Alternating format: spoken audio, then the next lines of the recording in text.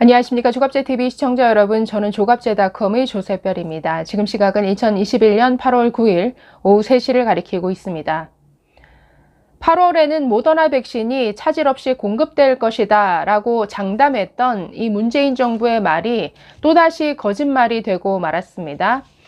자, 8월에 모더나 백신 원래 850만 회분이 공급될 예정이었습니다. 자, 그런데 절반에도 미치지 못하는 양만 공급될 예정이라고 밝혔습니다.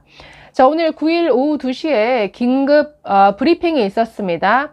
자, 방역당국 이렇게 밝혔습니다. 모더나사가 백신 생산 관련 실험실 문제로 8월 계획된 공급 물량인 850만 회분보다 절반 이하인 백신 물량을 공급하기로 했다라고 이렇게 밝혔습니다. 자, 그러면서 방역당국은 모더나사에 즉각 항의했으며 백신의 조속한 공급 방안을 촉구할 예정이다라고 밝혔습니다. 자, 이렇게 모더나 백신 공급이 차질을 빚게 되면서 8, 9월 백신 접종 계획이 지금 다 틀어지게 됐습니다. 8월 16일 이후에 2차 접종 계획에 있던 국민들, 즉 화이자와 모더나 백신으로 1차 접종을 마친 분들의 2차 접종이 계획되어 있었는데 이분들의 경우에 그 접종 간격이 한시적으로 3, 4주에서 6주까지 늘어나게 돼버렸습니다. 즉 화이자나 모더나 그 공급 계획이 다 차질을 빚게 되면서 원래 3주, 그러니까 1차 접종을 마치고 3주 후에 2차 접종이 돼야 되는데 이것을 지금 4, 5, 6주까지 늘려버린 것이죠. 자, 지난달 7월에 모더나 백신 원래 들여오기로 한 물량이 거의 들어오지 않았습니다. 그래서 7월 한 달 내내 그 백신 보릿고개가 이어졌는데 그래서 당시에 화이자 접종 간격을 기존 3주에서 4주로 늘렸었죠. 그런데 지금 또다시 4주까지 늘렸던 것을 지금 6주까지 늘리겠다라는 겁니다. 지금 이 부분에 대해서는 전문가들도 사실은 굉장히 우려하고 있는데 왜냐하면 화이자 같은 경우에 접종 간격이 기준이 3주입니다. 그래서 미국의 CDC 같은 경우에는 접종 간격을 반드시 3주를 지키도록 이렇게 정하고 있습니다. 물론 독일이나 유럽 같은 경우에는 화이자 접종 간격을 3주인데 이것을 5주, 6주까지 늘리는 것을 허용하고는 있습니다. 그러나 많은 전문가들은 이 3주로 정해진 접종 간격을 5주, 6주로 늘렸을 때의 어떤 데이터나 연구 결과가 없기 때문에 이것을 임의로 4주, 5주, 6주까지 늘리는 것에 대해서는 굉장히 우려의 목소리를 내고 있습니다. 그런데 지금 우리나라는 어쩔 수 없이 이 백신 공급이 안 되다 보니까 지금 2차 접종 간격을 6주까지 늘리는 지금 이런 사태까지 빚어지고 있는 것이죠. 자, 지금 모더나 백신 공급이 7월부터 계속 차질을 빚고 있습니다. 문제는 이게 신뢰의 문제라는 것이죠. 7월 한 달 내내 이 방역당국이 브리핑을 할 때마다 모더나 백신 구체적인 도입 시기와 공급 물량이 대체 어떻게 되는 것이냐, 대체 어떻게 계약을 한 것이냐, 왜 정확히 국민들에게 밝히지를 못하느냐, 항상 기자들이 답답해 하면서 질문을 했었습니다. 자, 이런 혼란이 7월 한 달 내내 이어지자 지난달, 즉 7월 27일 방역당국은 브리핑을 통해서 지금의 상황을 인정하는 브리핑을 했었습니다. 당시 모더나사로부터 뭔가 생산 라인에 문제가 생겼다라는 통보를 받았다. 그렇지만 8월에는 계획된 물량이 예정대로 공급될 것입니다 라고 밝혔는데 지금 그마저도 지키지 못하는 상황이 돼버린 것이죠.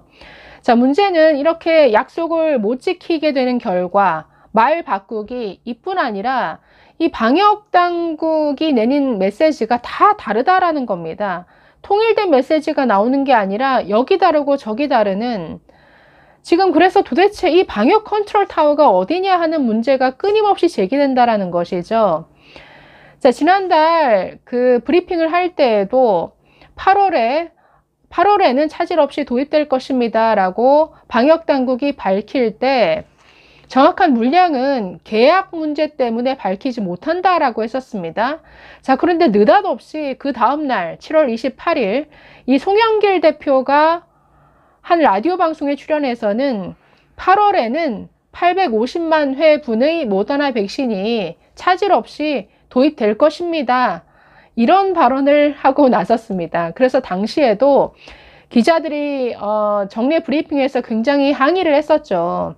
아니, 방역당국은 구체적인 도입 시기나 물량 밝히지 못한다라고 하면서 어떻게 집권 여당, 즉 정치권에서는 저렇게 밝힐 수 있느냐, 이렇게 따져 물었는데, 당시 이 중대본도 굉장히 난처해하면서 원래 밝힐 수 없는 것이다. 이렇게 밝히게 되면 계약 위반 사항이 될 수 있기 때문에 우리가 돈은 다 내고 백신 제대로 공급받지 못하는 이런 상황이 될 수도 있다라고 굉장히 난처했었습니다. 자, 어쨌든 지금 백신과 관련해서 자꾸만 이 백신 문제를, 이 방역을 계속 정치화하다 보니까 확정되지도 않은 걸 가지고 우리 이렇게 확보했습니다. 확보에 성공했습니다. 차질 없이 공급될 것입니다. 자꾸만 이렇게 공수표를 남발한다라는 것이죠. 결과적으로 이렇게 계획대로 안 되고 약속이 깨져버리는, 국민들에 대해서 한 약속이 깨져버리는 이런 상황이 계속 되풀이된다라는 것, 이것은 정말 문제죠. 이 문재인 정부의 무능, 그리고 아마추어 같은 모습이 아주 그대로 드러나고 있습니다. 자, 지금 우리나라 백신 접종률 OECD 국가 가운데 꼴찌입니다. 자, 8월 8일 기준으로 OECD 회원국 38개국 가운데 우리나라 백신 접종 완료율이 꼴찌입니다. 이것은 정말 나라 망신이죠. 창피한 줄 알아야죠. 자, 국제 통계 사이트인 Our World in Data가 있는데, 이 집계에 따르면 1, 2차까지 백신 접종을 마친 비율이 우리나라 15%에 불과합니다. 꼴찌입니다. 자, 한번 그래프를 보실까요? 지금 백신 1, 2차 접종을 완료한 비율, 아이슬란드가 1위입니다. 74.8%, 칠레가 64.5%, 그리고 언론에 자주 등장하는 이스라엘이 62.3%입니다. 자, 그래서 상위 6개국이 아이슬란드, 칠레, 이스라엘, 벨기에, 캐나다, 스페인까지가 접종률 60% 이상인 국가입니다. 또 지금 자주 등장하는 영국 같은 경우에 영국은 10위를 기록하고 있는데 57.5%입니다. 쭉 내려보면, 자, 미국이 한 18위 정도 되네요. 미국이 50%가 되지 않고 49.6%입니다. 미국 같은 경우에는 백신 접종 자체, 그러니까 백신이 없어서가 아니라 뭔가 종교적인 이유나 여러 가지 이유로 그 백신 접종 자체를 거부하는 사람들이 많다 보니까 백신은 남아 도는데 접종 비율이 굉장히 낮은 상태를 유지하고 있죠. 자, 문제는 우리나라는 백신이 없어서 맞고 싶어도 맞지 못하는 이런 상황이라는 것이죠. 그래서 우리나라 지금 정말 꼴찌입니다. 우리나라 15%에 머물고 있는데요. 한때는 일본이 우리 뒤에 있었는데 지금 일본이 우리와 2배 차이가 납니다. 일본이 32.9%, 또 호주와 뉴질랜드까지 우리나라를 앞질렀습니다. 자, 우리나라는 OECD 회원국 가운데서도 백신 접종이 가장 늦은 나라였죠. 그래서 현재 1차 접종까지 마친 비율은 우리나라 40.7%인데 이건 역시 최하위권입니다. 34위를 기록하고 있습니다.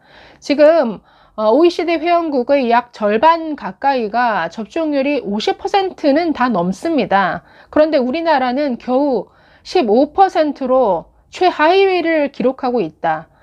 대체 이런 국가 망신을 대체 누가 시킨 거죠?